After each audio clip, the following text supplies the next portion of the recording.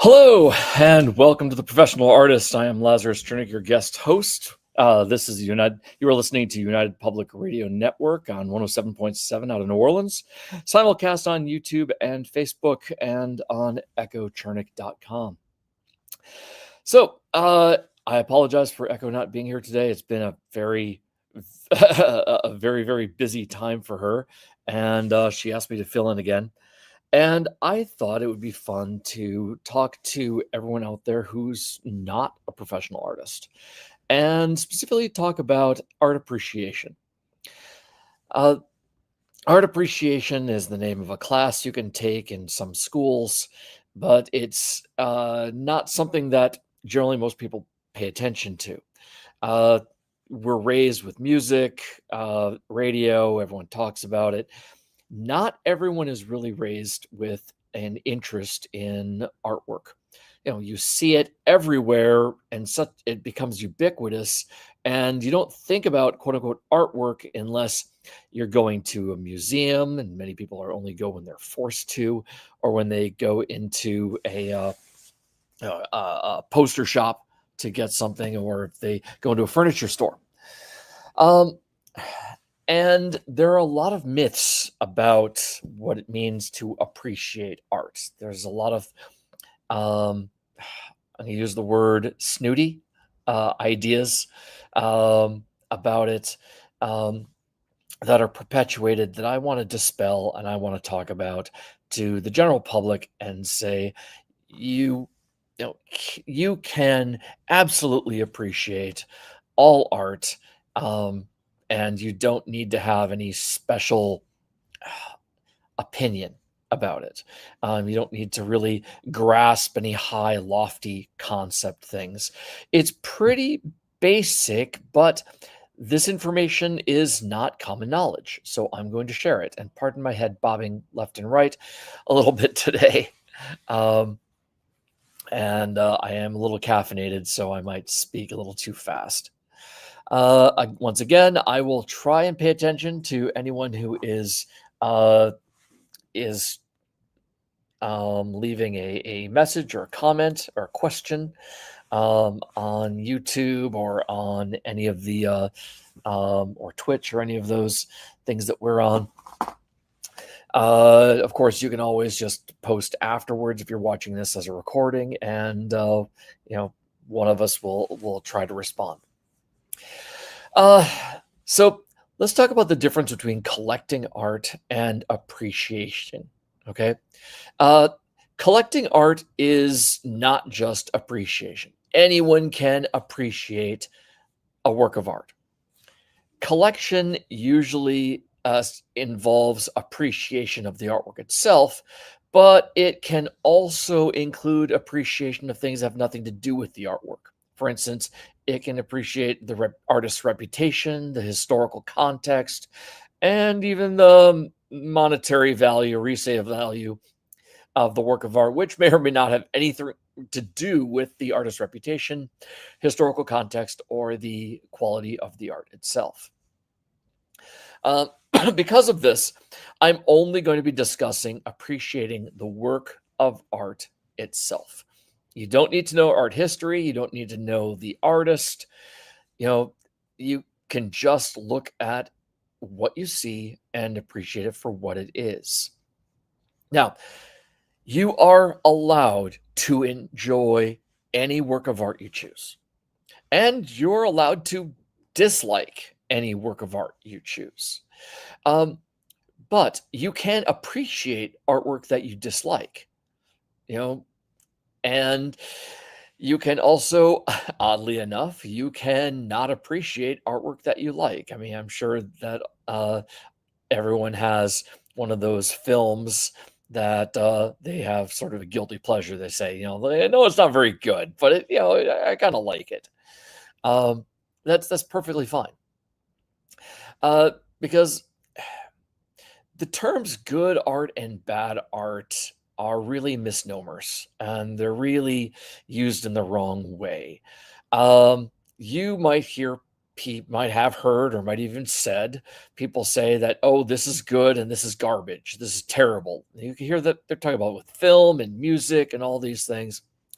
Generally speaking, those are just people saying that they don't enjoy it more than not appreciate it. Because as I said, you can appreciate something without enjoying it. Art actually does have, let's talk about visual arts, does have objective rules for what is good and bad.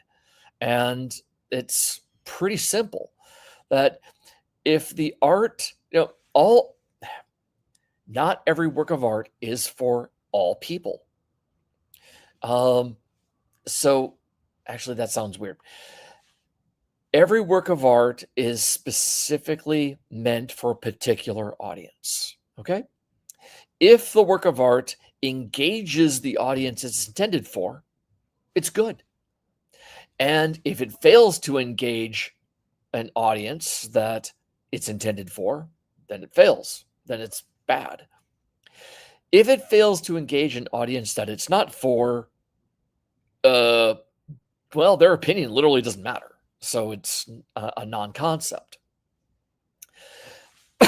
This means that if you're going through a museum or a poster shop and something doesn't appeal to you, that's fine. Absolutely fine. And if something grabs you, there's no reason to feel guilty about it. Absolutely no reason to feel like, that, I shouldn't enjoy this because it's fantasy, or I shouldn't enjoy this because it's got nudity in it, or it's something I shouldn't enjoy because of blah, blah, blah, blah, blah. You're allowed to enjoy it, absolutely, and no one really can tell you what you are and are not allowed to enjoy. And yes, there are people out there who have, that try. There's entire there are industries based around that. Just ignore them, okay? You don't need to be part of that industry. Even if you're an artist, you do not need to be part of that industry, because that industry does not really involve you at all. I'm going to read some notes here that I have. I don't know. I said it out loud. As I said, I'm caffeinated.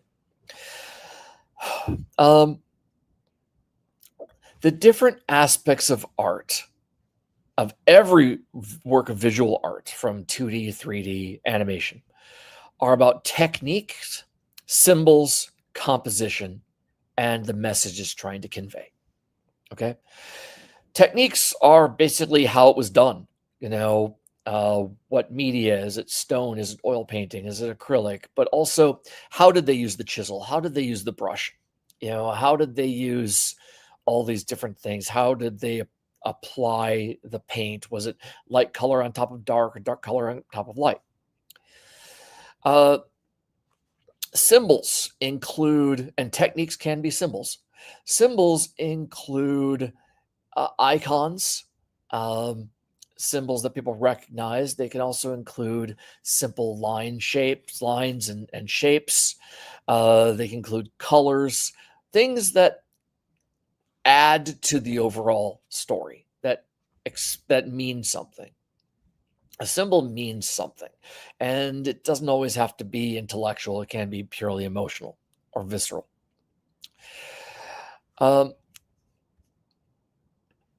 Messages.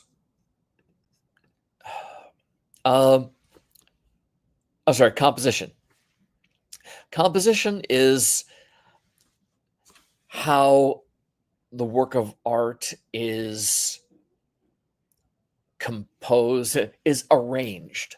Composition in music involves, a linear process from beginning to end, and does it ascend or descend in emotional value, in impact, and all these other aspects. With visual art, it's non-linear in a way. And I'll explain that in a little bit. And it can be, you can feel it before you can learn it. And learning it is easier than you think, because mostly you just, again, I think I'm getting ahead of myself. Messages. Messages inside the art can vary from something incredibly literal, something intellectual, something pure emotional. It can be something social, social commentary. It can be personal. It can be universal, or it can be incredibly individual. The difference between fine art and commercial art is that commercial art uses familiar techniques, symbols, and even composition to communicate a message that appeals to the audience, that engages the audience. And this can be an illustration for a novel, which is specifically designed to convey the most appealing aspects of that novel to the audience that's most interested in reading it. It can be about a logo trying to convey the benefits of the company and the product to their customer. It can be a simple illustration inside of a manual saying, insert tab A into slot B. And it needs to communicate that message in a way that the audience accepts and finds appealing. Again, it doesn't have to be literal. Obviously, an instruction manual should have very literal art. A logo should actually be much more visceral. It can have some intellectual aspects to it, but rarely is that going to really appeal to people. That FedEx, for example, has a rather famous logo, and it's famous not just because they put a lot of money behind it and pushing it. It has colors that are not quite red, white, and blue. So it's not quite national colors for the United States. It's a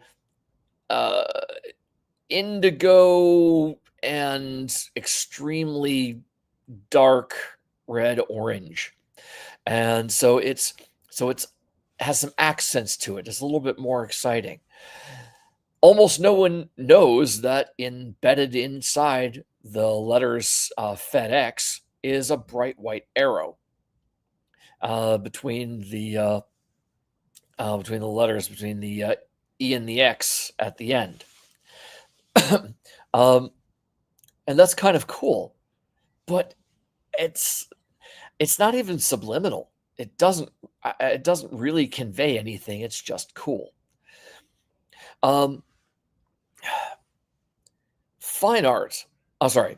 So commercial art is about communicating something to the public, and they can't be confusing about it. They can't just throw in something that they've never heard of, or they can't throw in something that is conflicting. You can't take the FedEx logo and put it inside of a stop sign, a big red octagon, and say this means speed. Well, it doesn't, because everyone knows that everyone who's seen a octagonal red stop sign knows that stop means stop. It doesn't actually mean go. Speaking of that, there's a very funny story about the Chevy Nova back in the 70s or 80s that was trying to be promoted in South America, and they didn't change the name. And the name Nova in Spanish literally means no go. It does not move. So you have to be very careful. And symbols mean something. So the audience has to know what the symbols mean in order for them to understand the message and appreciate it. Fine art is a little different.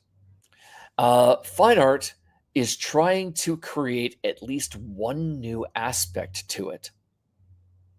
And that aspect could be about technique.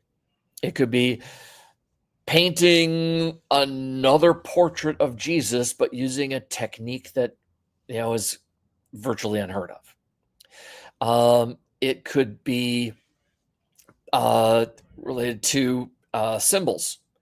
It could be taking a new symbol that and trying to tell everyone that a blue hexagon represents passion.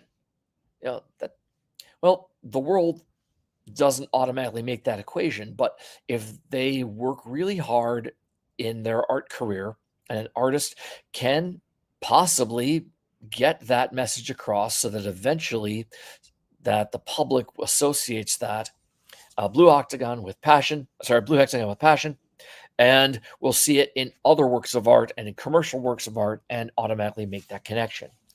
This is what happened with Santa Claus.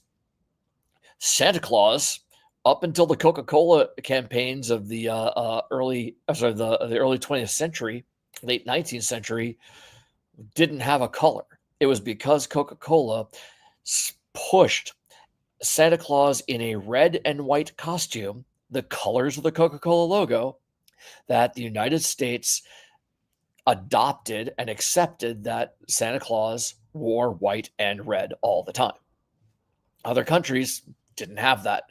They didn't have that advertising push. Yes, this was invented by artists, invented by Coca-Cola's marketing team. So yes, fine art and commercial art are not so different, but it's how they do it, because fine art also is often trying to communicate.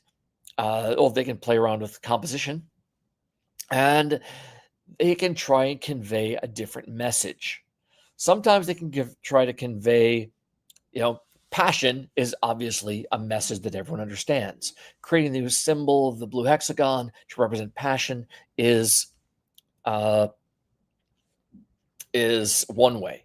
But if they're trying to convey passion, they're trying to convey not passion, but a different concept, a different emotion, something incredibly purposeful, something personal, something that most people don't understand or never encountered.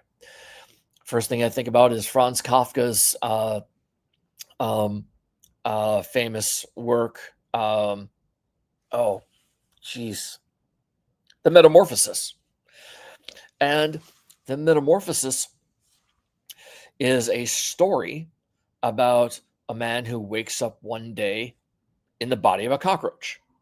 And it's a short story, and it really involves the story is all about not even coming to terms with, but the wrestling of the difference between how someone feels on the inside and how they look on the outside, how disgusted they are with their outsides because their insides tell them that there's something else.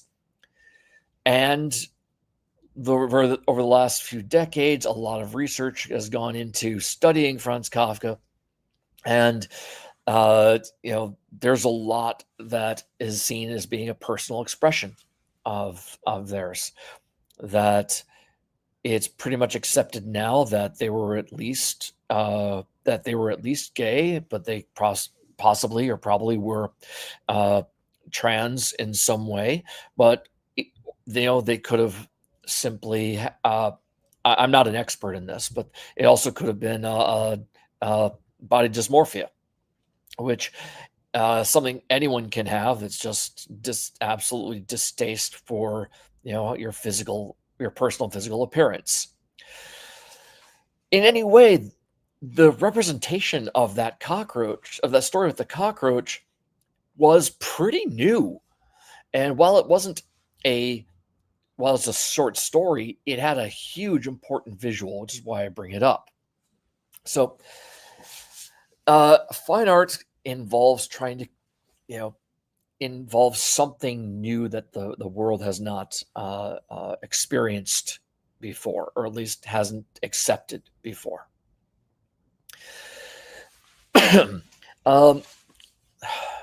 However, none of these ideas have to be complex. And because none of them have to be complex, that it can trick people into thinking that understanding art is complex. So let's talk about techniques. Famous artists that employed unique techniques are Salvador Dali and Jackson Pollock. Okay? And this is where these two very celebrated and controversial, outside of the art world, artists, represent almost a stereotype of what non-artists feel the art world is. And I'm going to talk about them first to completely dispel tons and tons and tons of myths in a very short period of time. Okay? You don't need to be an intellectual to understand either of them. You don't need to understand art history. You don't need to, think that there's an entire novel worth of knowledge that you need to have behind them. They're not. Jackson Pollock was famous for splattering paint on canvas. And a lot of people got the wrong impression, for whatever reason, that he was being celebrated because he was doing something highly, highly, highly intellectual and intelligent. All he was doing was exploring composition. By ignoring symbols, by ignoring people and objects and just throwing down splatters of different colored paint, he was exploring what the eye looks like on a sheet of paper, on a canvas. And when he would paint, he would look at a blank piece of canvas, he'd look at it, and he'd sort of plan out, oh, I want to throw this design of paint around. I want the splatter to go in this zigzag pattern or this swirl. And he'd throw that down. And then he'd think, he'd say, okay, what would be the most attractive way of adding another texture to that? And then he'd add another one. And then he'd think and look at it and say, well, what would it look like if it had a different texture to it? What color would it be? And it was just nothing but constant exploration and experimentation. Anyone can just look at his artwork. And sure, the stereotype is that people look at his artwork and go, well, I could do that, just splatter paint. But he didn't just splatter paint. He was splattering paint deliberately. And if you look at the painting and you throw away concepts of like what it meant and just enjoy the static colors of it, enjoy the how much energy he took to splatter that. I mean, there are rumors where he would drink like an entire canister of coffee before splattering. It took a lot of energy. He also explored with different thicknesses of paints. So sometimes they would be layered up pretty thick. And if you see one of his works in person, they're much more impressive because of the textures involved. But that's all it is. It's just a texture. It's just a pattern. You don't need, and you can appreciate, anyone should be able to appreciate that he spent a lot of effort trying to learn this, studying this, and practicing this. Do you have to like it because of that? No, you don't have to enjoy it, but it's not something to deride just because it doesn't appeal to you. He did this for years. He dedicated a large part of his artistic life exploring this. And while someone might say it's useless, the reality is we have that information in our public database now. He did it, so no one else had to. No one did it before him. No one's done it since to that degree. And that's why it's important. But again, it's like if you look at concrete. You just stare at concrete. There's a pattern there. And there are different kinds of concrete. Some have larger pebbles, some have smaller pebbles, some have different colored pebbles in them. And just looking at those can be interesting. and you can enjoy that. But it wasn't done on purpose. Jackson Pollock did it on purpose. But his only contribution was technique. He didn't have anything else attached to it. Now look at Salvador Dali. Salvador Dali was an incredible technician. He could render incredibly well. He could paint like like David, like many of the grandmasters. But what he chose to paint, he applied the techniques of traditional techniques from neoclassicism and applied them completely new symbols and compositions and arranged them in different ways. And sometimes he had deep messages behind them, and sometimes he didn't. And his messages were less important to the average viewer. You can look and see his piece of melting clocks and get that he was trying to say something about time, but you don't need to understand that. You understand why, because, as Dali was famous for mentioning, it is kind of whatever you want it to mean. Like, yes, he has some pieces that, that had a very personal meaning to it. He had some issues with women, apparently, that fused into his artwork. But with exception, he didn't have a literal explanation for it himself. He was exploring those feelings that he had without a specific literal textual meaning, that ones he could put into words. And I'm having trouble putting things into words myself. So let's talk about symbols. Symbols include colors, lines, shapes, and even techniques. Okay? Colors mean things. Right? Yellow means warmth. Orange means warmth. Red can mean fight or flight. It can be scary, like blood. It can be juicy, like a fruit. It can be, hey, look at me, like a big red dress. Blue can mean omnipotence or holiness or omnipresence, more omnipresence than omnipotence. Blue was used to represent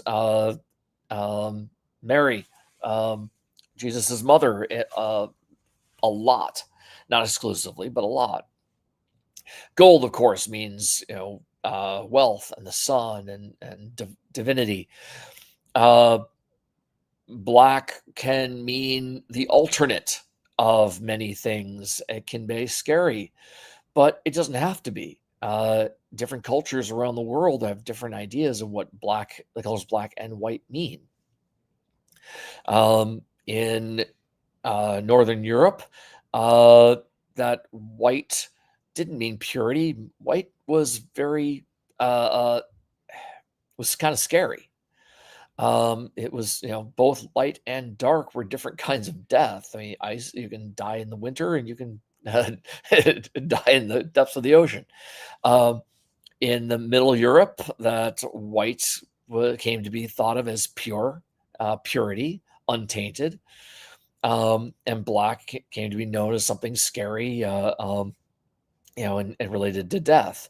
But in the Australian Aborigines, the color black was the color of humanity and the color of life, while white is the color of death in the spirit world and dreams. So they have meanings behind them. Lines and shapes have meanings. Jagged lines mean energy, and they can mean danger or excitement.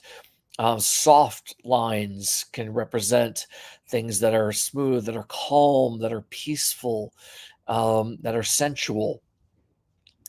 Symbols that use those, can often represent that.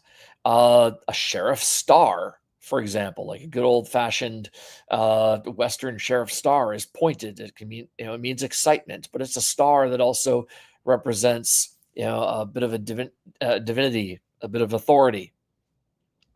A dove often represented something holy in paintings. Um, you know, Candles represented divinity inside Renaissance paintings. Um, there are all sorts of different symbols that could be used, and techniques. I said the lines could have energy to them if they're jagged. Well, you can also apply paint in thick ways as opposed to thin.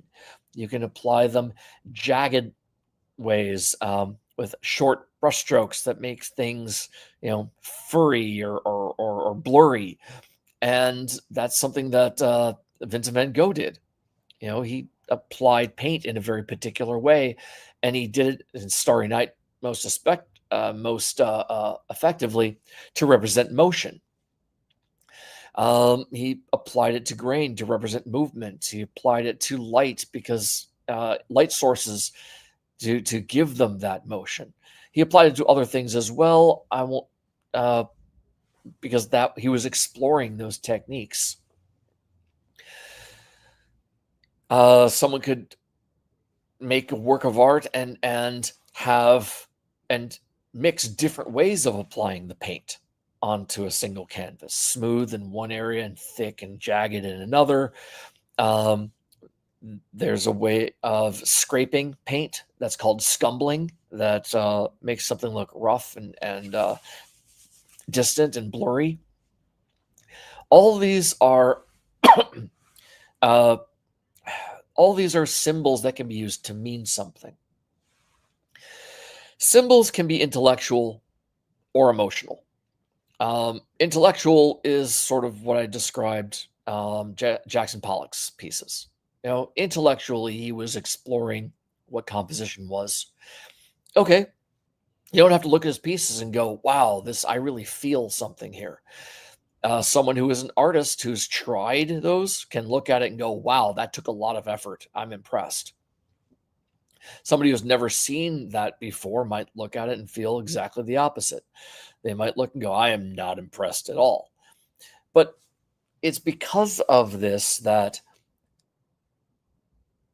this might be a deviation, but briefly, this sort of ties into the notion that art can mean anything you want it to be, therefore explanations don't matter.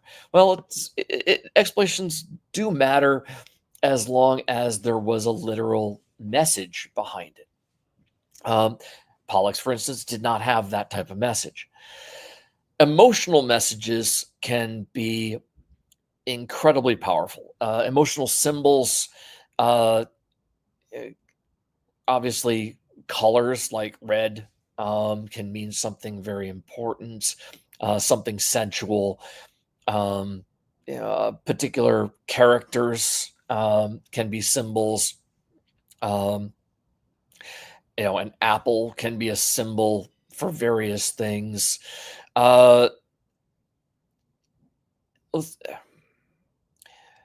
And all of these things can feel like you need to be an art historian to really grasp. You don't. All right. If it appeals to you in some way, all of these symbols were carefully chosen to design to touch you and to evoke something in you. If you don't, well, move on. It's, you don't have to appreciate it, but you can accept that they were trying to do something for somebody else. Iconography. A lot of religious iconography appears in paintings. And if you do not belong to that religion, then the iconography is not going to connect to you. Doesn't mean you can't appreciate it. People who are non-Christian can still appreciate the Sistine Chapel and religious art throughout history. Non-Muslims can appreciate the incredible calligraphy and designs that are throughout the Islamic world. Just absolutely incredibly beautiful works of art that that means something. They say something if it's calligraphy. But there's more to it than that. It's just about accepting that maybe it wasn't meant for you, but someone put a lot of effort into conveying this to someone. Cubism is a very interesting symbol. Cubism is a representative of a way of thinking. And this is where it sounds like it's more complicated than it is. Okay? When Cubism, or before Cubism was invented, that everyone just painted things pretty much the way they looked. Even the people who were so-called impressionists, some of them were painting that way because they couldn't see very well, and so they painted things blurry. Other people were exploring painting things blurry because it was something to do. But Picasso and Brahe worked together, and they came up with a new way of thinking. They wanted, their words, not mine, they wanted to paint an object from multiple sides at the exact same time. And they explored lots of ways of doing this. And it took years before they did it in a way that other people appreciated. And then they sort of stuck with it. Picasso actually evolved his version of Cubism over the course of his life. But you don't need to know what came before it as much as you can appreciate that this is something different. It took a while for Cubism to be used in such a way that the general public could appreciate what it meant. Because like Jackson Pollock, it was mostly an intellectual exercise. It's like, oh, that's kind of cool. In my personal opinion, the greatest example of the use of Cubism is the mural of Guernica by Pablo Picasso. That is a gigantic painting representing the Spanish Civil War and the bombing of the city of Guernica. And he used Cubism to show the chaos of war and the suffering of innocent victims in a way that no other style could possibly portray. He made it black and white. He didn't have to. He could have painted it in color, but he chose black and white because he wanted to focus people on the style of the chaos. You don't need to look at it and go, oh, that's not a realistic painting of a person, lying dead, screaming from a horrible wound. No, you get it instantly. There's no rhyme. There's no reason to the horrors that he is depicting. It's not literally horrific. It is emotionally horrific.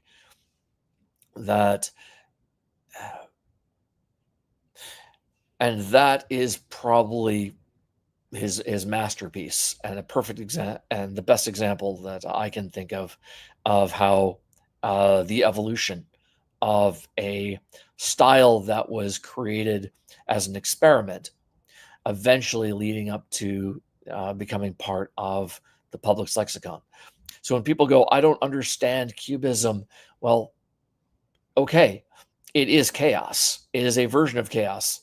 It is trying to, it's tearing apart the visual world, and it needs context for everyone to appreciate it. Sorry, not appreciate it, but to be engaged with it. And Guernica pretty much engages everyone. But maybe his other pieces don't, because they're more personal and they just don't have the same connection.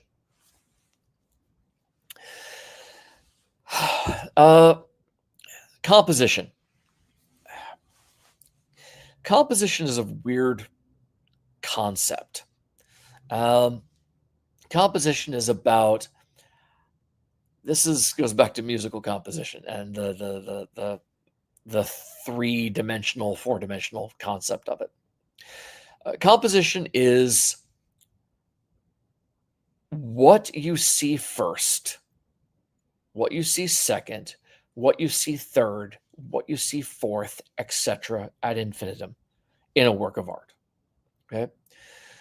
And artists control this through various means. Obviously, the first one we call the focal point. It's the first thing you look at. Famously, when you look at a portrait of a famous figure, the first thing you're going to look at is the face, the eyes. But what's the next thing you look at? How do you want to look at? Is it a military figure? You want to look at his rank? Is it a woman, and you want to look at her hat and how wealthy she is? There are subtle tricks and techniques that artists use to control this in the composition. They will subtly manipulate colors and lines to pull your eye from one part of the painting to another. And where and how they do this is incredibly important. And it's also subliminal. So when you look at a piece, you look at their face, you look at their rank, you look at their sword, and then you look back at their face again. Those three things are the most important part. That's called a triangle. I know it sounds stupid, but it is actually an art called a triangle. And it's something that artists focus on, and they try and do. They try and get these three elements that tell the story. 1, 2, 3. Because those three elements are really required. A minimum of three elements are required to tell the story. Everything else are details. Artists talk about grids, and the grids are generally common tools of composing something that they can use static grids in which you look from top down. There's grids like what's called the golden section, which you see it focuses on one part of the painting, and then it lures your eye to spiral around away from that central figure. So you look at the different elements in that direction. Sometimes it does the exact opposite, and you start at the outside and you spiral your eyes looking in. And that can be quite disconcerting, which is why artists do it. But again, these compositions are visceral. They're emotional. While you can't intellectually understand them, it will just looking at a piece that you can feel it. When you look at a well-done portrait or well-done piece, it's comfortable. You look at it and you see, and you can grasp what it's depicting. Okay. If it's done improperly, then it feels chaotic. You don't know what to look at. You don't know where you're supposed to be looking, or that things get confusing, and it's an irritating energy, and you want to look away. There's a wonderful artist here in this building with us. And her name is Ashley Kimberly. She's an abstract artist, and I respect her. And she has a beautiful abstract piece that is just large washes of, not washes, but thick brushed areas of different colors. And it has large swaths of black and white and particular hues of bluish teal and of orange yellows with some red smears in it. But they're balanced. The amount of white and the amount of black are about the same amount, just about the same amount of blues and oranges. And they're positioned in ways that are almost opposite each other on the canvas. And then they move. They're brushed in such a way that they travel in a spiral in and around each other. And it's moody. It's not just any colors, they're complementary colors in a particular hues that they're not bright, they feel like a storm. And again, it's all emotional.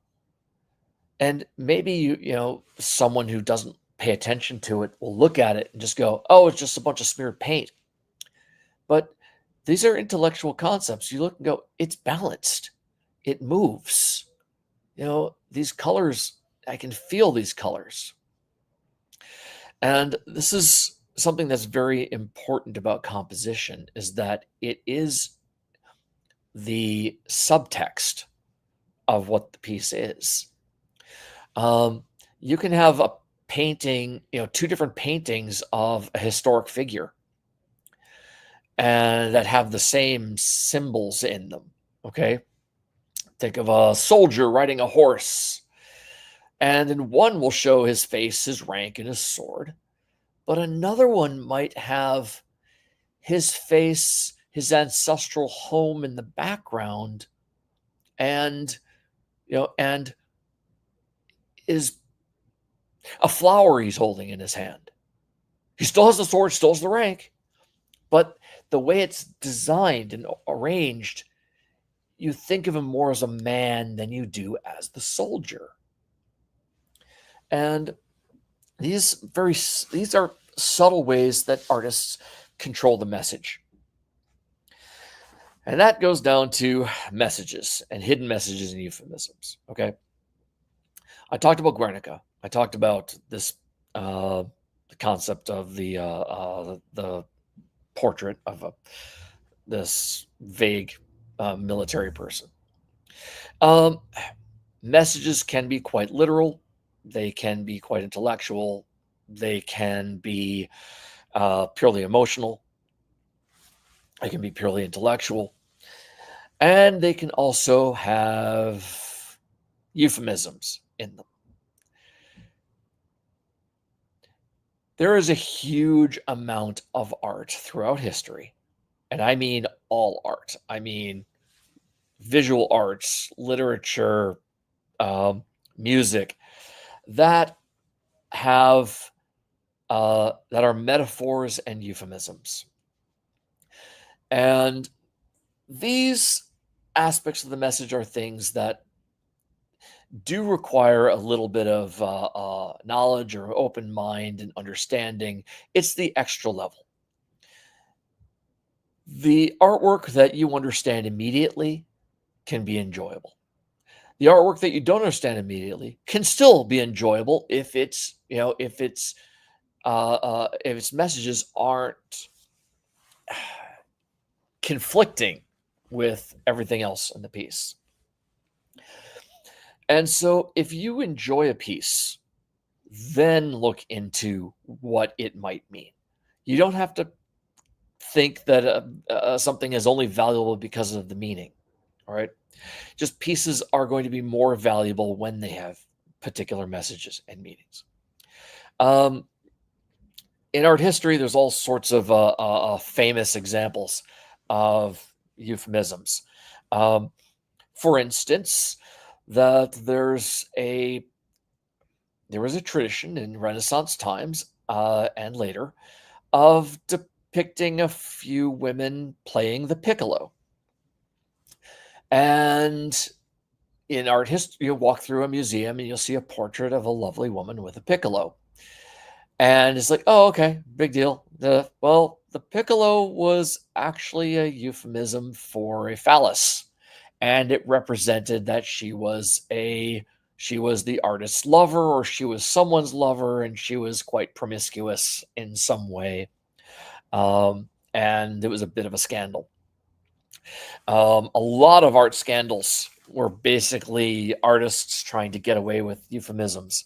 There was a piece done in the 19th century. I don't remember the artist's name, but it was a portrait of a woman, and she had a gown with straps on it, and one of the straps had fallen off of her shoulder onto her arm, and it was so scandalous, showing her, representing that she was a loose woman, a courtesan, that she begged the artist to fix it. And so, yeah, we have examples. We have photographs of what the painting looked like before, and then the artist painted it over and put the strap back on. I don't recall if art historians have removed it or not, but you can find it all over the internet and art books of showing this painting with both, because of how powerful that was. Do you need to know that to appreciate a beautifully executed painting of a beautiful woman? No, but it does add a little extra to it. Do you need to know that that Ashley's painting of the abstract painting of all those blacks and whites is about her deep emotional turmoil over an event in her life? No, you don't need to know that. You can kind of feel it. And if you talk to her about it and learn what that message is, I'm not going to share that. It's very personal. Then it will actually mean something more and, really help bond you to it. But you don't need to know that to appreciate it. I've gone through a lot of examples.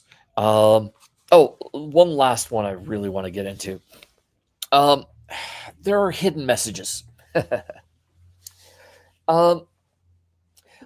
Sometimes artists can fit messages into their art that are completely personal. And then some they put in there hoping that one day someone will actually figure it out. This is probably the ultimate level of art nerdery. And it's not about being, you're not above anyone else for knowing this, okay? Or not, and you're not below anyone else for not knowing it. It's really cool information for you to learn and to find out about a work of art that you already enjoy. In the Sistine Chapel, Michelangelo painted an incredible series of paintings for everything, okay? And there are so many hidden messages in the entire thing that it is just, artists sit around and we laugh about it all the time. You don't need it. Most people don't know. Most people walk through and they just, they're beautiful paintings.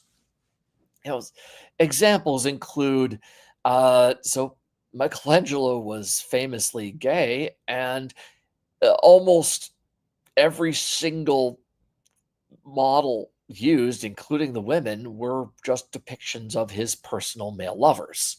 Even the women, he painted his male lovers as the women.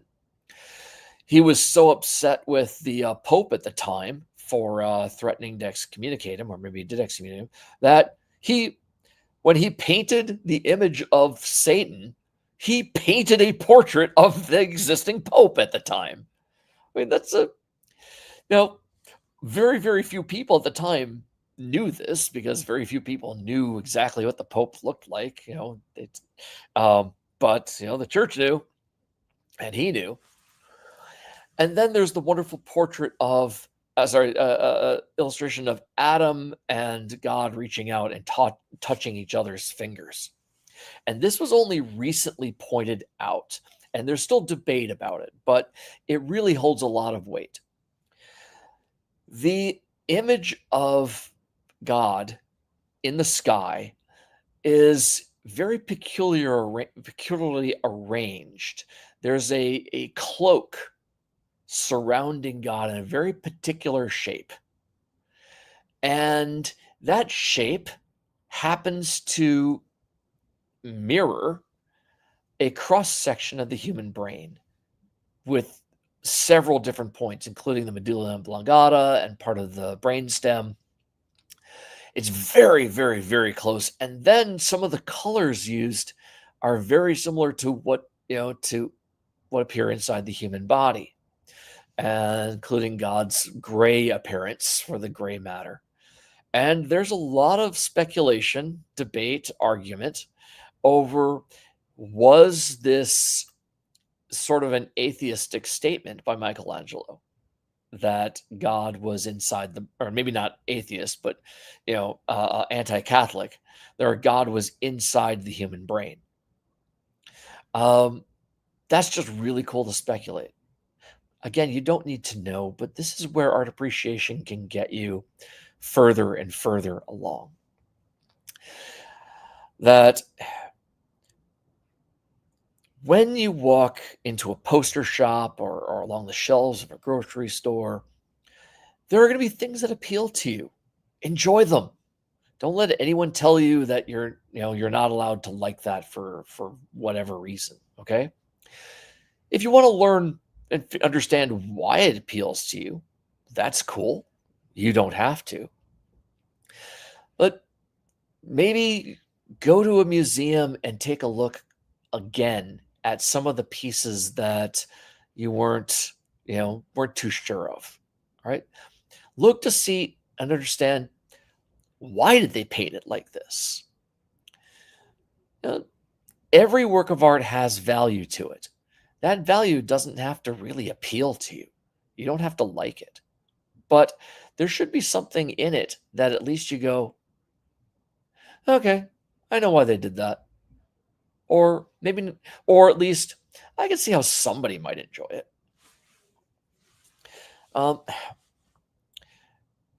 And the more you just accept that, the art was someone working really, really hard trying to say something, the more you understand why artists are crying legitimately over AI generated stuff. Is because art means something to us. We created it for a reason, for a purpose. We're not just, trying to say, hey, doesn't this look cool? We're trying to put our stamp on the world with what we're trying to say. We're trying to say, hey, I came up with this new technique. We're trying to say, hey, I've got this personal experience that I want the world to know about. And, we've got a new way of thinking. We have a new symbol. Well, right now, it is impossible for AI to come up with new things. And the more people rely on using AI to just give them things that appeals to them, they're literally choking off creativity in our culture. That because AI can't create anything new. They cannot say, hey, this blue hexagon means passion now. That it can't just do that. And worse, if there's a young artist out there and they are exploring and experimenting and they do come up with something new, the AI software is going out and illegally scanning their entire portfolio and incorporating it into theirs, and suddenly we'll start using it. And the work of that artist will vanish from history. It will exist, but that particular person's reason to exist in art history will vanish. We will have no more Jackson Pollocks. We will have no more Dalis. We'll have no more artists who are contributing and mean anything. That's why Miyazaki said it was a crime against humanity, because it is literally crushing the human experience and erasing our future. Thank you very much for tuning in. I'm sorry for my eyes kind of wandering a little bit. It's hard for me to stare at the thing. I didn't see any comments this time around. And if you left one, I'm sorry. I'll answer it via text. Thank you very much. This has been The Professional Artist. I'm Lazarus Chernik, your guest host. on the United Public Radio Network, 107.7 New Orleans, simulcast on YouTube, Facebook, and wherever fine goods are sold.